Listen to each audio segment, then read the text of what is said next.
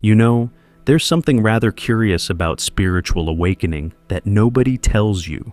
It's not about what you gain, it's about what you lose, what falls away, what you outgrow so naturally, so quietly, that you don't even notice it's gone until one day you look back and realize, I don't do that anymore.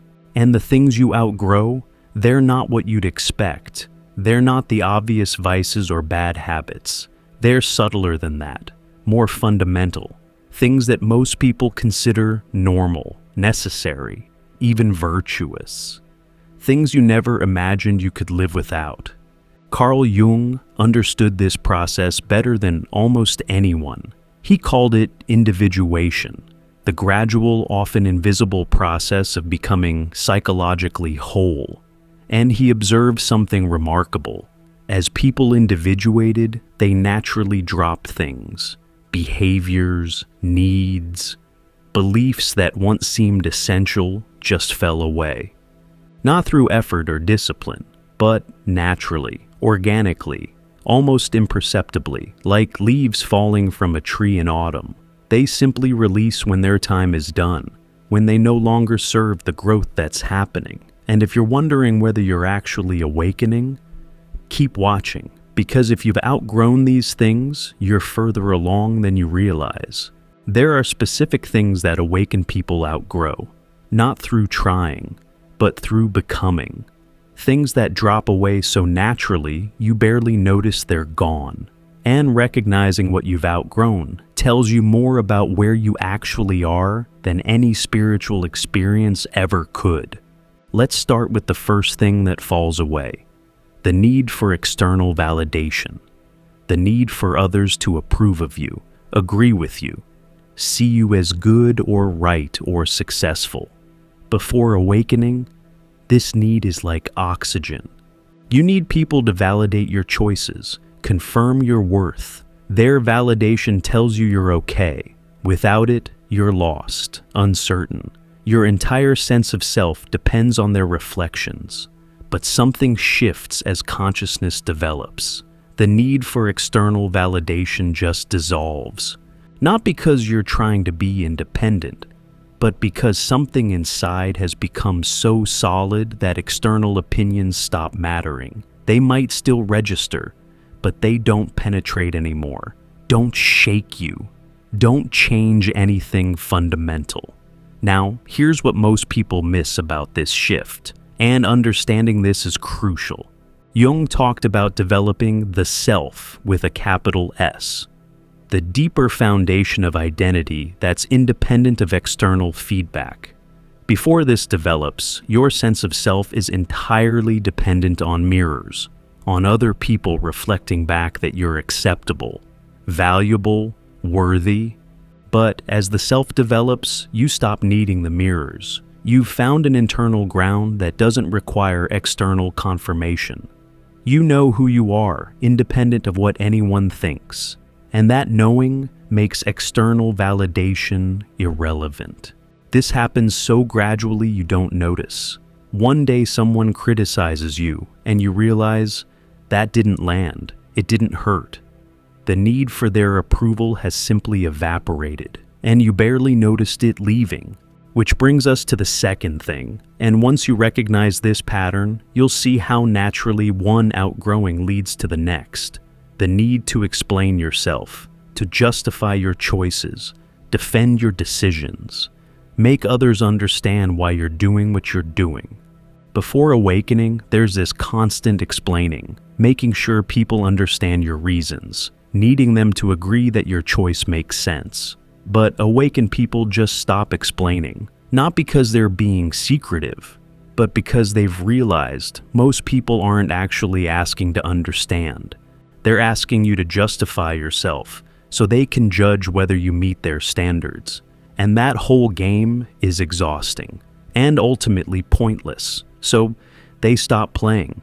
Someone questions their choice, and instead of launching into explanation, they just say, "This is what I'm doing." And here's what's fascinating about this shift. It doesn't come from not caring. It comes from caring about something deeper. Jung understood that constantly explaining yourself is actually seeking permission. Permission to be who you are, to make your own choices. But awakened people have given themselves that permission, so they don't need to convince anyone else.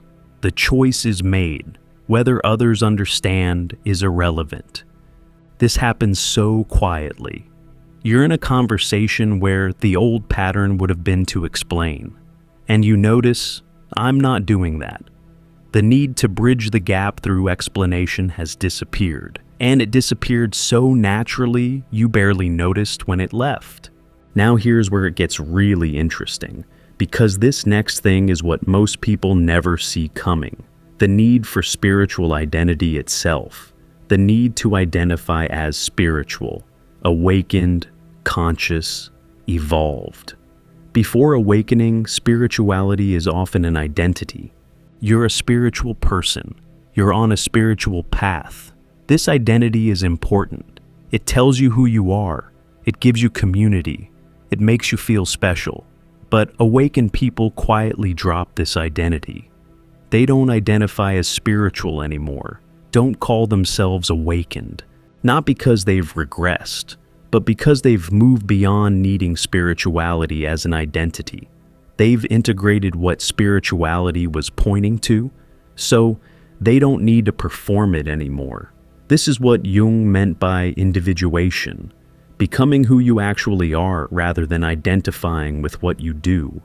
Now, here's what people don't understand about this, and missing this keeps them stuck in spiritual ego. The spiritual practices might continue, but it's no longer wrapped in identity. It's just how you are, naturally, without announcement. As long as you identify as spiritual, you're still performing spirituality, still maintaining an image. But real awakening means the spiritual and the ordinary collapse into one. This shift happens so quietly. You're in a situation where you would have once identified yourself as spiritual, and you realize, I'm not doing that anymore. I'm just being. The need to identify as spiritual has evaporated because you're not performing spirituality, you're living it. And once you've let go of needing validation, stopped explaining yourself, release spiritual identity, something else naturally falls away. The need for drama and intensity. Before awakening, many people are addicted to emotional intensity. They need the highs and lows, the conflicts and resolutions. Calm feels like boredom. Peace feels like death. They create drama, consciously or unconsciously, to feel alive. But awakened people lose their taste for this. Drama becomes exhausting rather than exciting.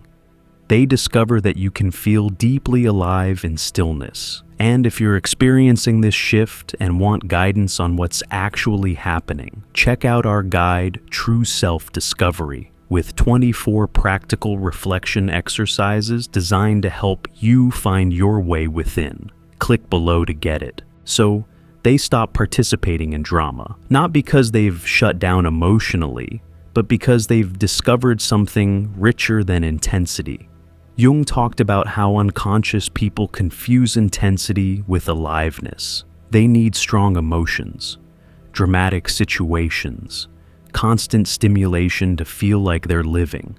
But conscious people discover what he called the still center, a place of deep aliveness that doesn't require external drama. This outgrowing happens so naturally. You're in a situation that would have once hooked you into drama, and you realize, I'm not interested. The addiction to intensity has dissolved.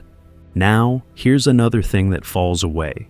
The need to be right, to win arguments, to prove your point, to convince others they're wrong. Before awakening, being right feels essential. It's how you maintain your sense of self. If you're wrong, something fundamental is threatened. But awakened people quietly lose this need. They can be wrong without their identity crumbling. They can let others be right without feeling diminished. They can change their mind without experiencing it as defeat. The need to be right has evaporated because their sense of self is no longer dependent on being right. This is what Jung meant by ego dissolution. Not that the ego disappears, but that it becomes flexible rather than rigid. Before awakening, the ego is brittle. After awakening, it's fluid. You can be wrong, change positions, hold uncertainty without falling apart. But here's what's crucial about this shift, and it's what separates wisdom from knowledge. Awakened people still have opinions, but they hold them lightly. They're not attached to being right. They're interested in truth, which often means discovering they were wrong. They'd rather be corrected than remain in error. The entire orientation shifts from defending positions to discovering reality. This happens so gradually. You're in a debate. The old pattern would have been to defend your position, and you realize, I don't care if I'm right. I care about what's actually true. The need to be right has disappeared, and it left so quietly you barely noticed. And closely connected to that is the sixth thing, because once you stop needing to be right, you also stop needing something else. People-pleasing, the need to make others comfortable, happy, satisfied, to manage their emotions, meet their expectations. Before awakening, people-pleasing is automatic. You sense what others need and provide it. You sacrifice your own needs to maintain their approval. But awakened people stop doing this, not because they become selfish, but because they've realized managing other people's emotions is actually disrespectful. It treats them as incapable of handling their own feelings, and sacrificing yourself to maintain someone else's comfort serves no one. So they stop people-pleasing. They let others be disappointed. They allow discomfort without rushing to fix it. They speak truth that might upset people, not out of cruelty, but out of respect. Jung understood that people-pleasing is a form of manipulation. You're managing others to ensure they respond to you in ways that feel safe. But real relationship requires allowing others to have their authentic reactions, even when those reactions are uncomfortable. This shift happens so naturally. You're in a situation where the old pattern would have been to people please, to smooth things over, make everyone comfortable, and you realize, I'm not doing that anymore. I'm letting them have their feelings while I have my truth. And finally, there's one more thing that falls away, perhaps the most foundational one. The illusion of control, the belief that if you just try hard enough, plan well enough, you can control outcomes. Before awakening, control feels necessary, essential. You need to control your life, other people's behavior, how situations unfold. Without control, there's anxiety. But awakened people quietly let go of this illusion, not because they become passive, but because they've realized control was always an illusion. You never had it. Life is fundamentally uncontrollable, and accepting that is liberating rather than terrifying.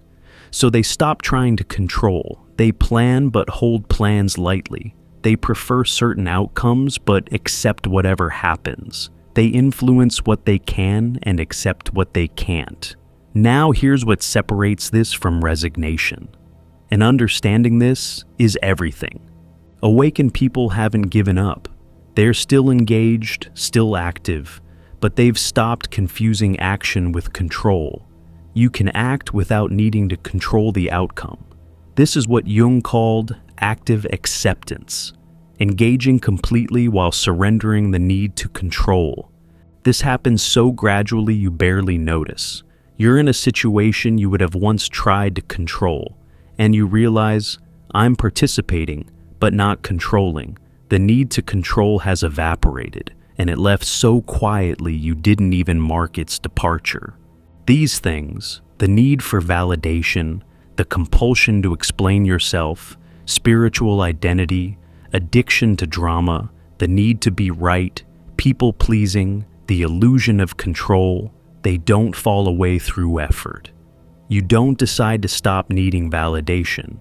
They simply dissolve as consciousness deepens. As you individuate, as you become more fully yourself.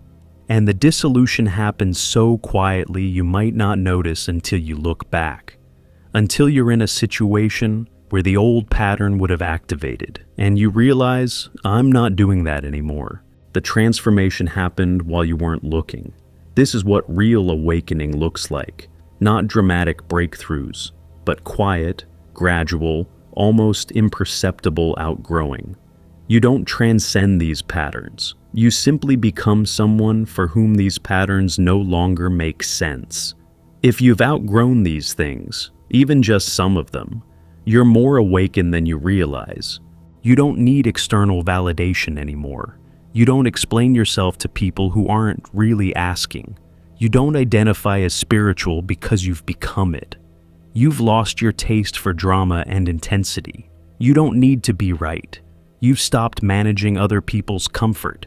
You've released the illusion of control, not through trying, through becoming, not through effort, through consciousness. The old patterns simply don't fit anymore. They fell away so quietly, you barely noticed they were leaving. Jung would tell you, this is individuation. This is becoming who you actually are beneath all the conditioning. This is the natural shedding of what never served your true nature. You haven't lost anything essential. You've lost what was preventing you from being essential. You haven't become less. You've become more. More yourself. More real. More alive. Welcome to what remains when everything unnecessary falls away. Welcome to who you actually are beneath all the patterns. Welcome to the freedom of outgrowing what you thought you needed. This is awakening, quiet, natural, already happening, and you barely noticed when it began.